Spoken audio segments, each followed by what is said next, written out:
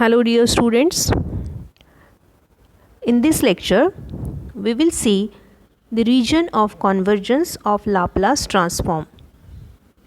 In last lectures we have seen the introduction of Laplace transform and inverse Laplace transform. In this lecture we will see the region of convergence. For existence of Laplace transform, the transform signal is equal to 0 to infinity ft e raised to minus st dt must be converging. So if the signal is converging or if the values are converging in some region, then only the Laplace transform exists. The limit of variable s is equal to sigma plus j omega to a part of complex plane is called as ROC, that is region of convergence.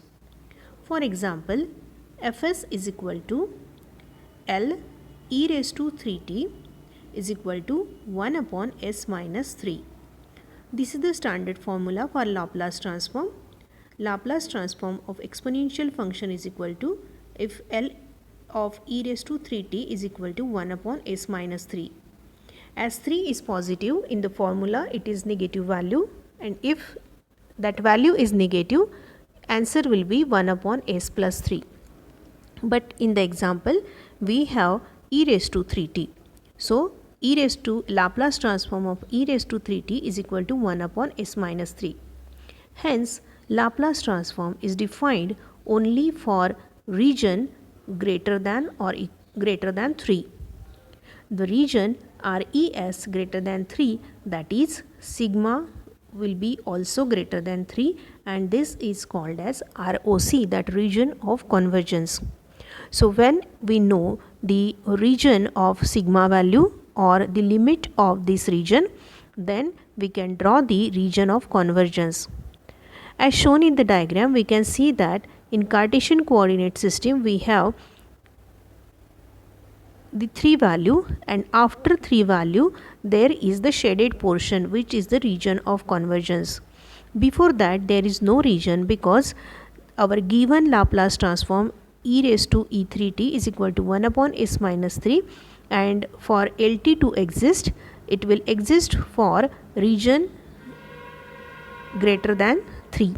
So here shaded portion is greater than 3. The region of convergence is not specified. The inverse Laplace transform is not unique.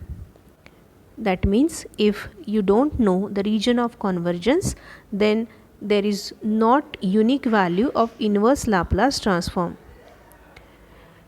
In the one-sided LT, that is Laplace transform, all time functions are assumed to be positive, and there is one-to-one correspondence between Laplace transform and its inverse. Hence there is no ambiguity because there is one-to-one correspondence. But in two-sided Laplace transform, the specification of region of convergence is essential.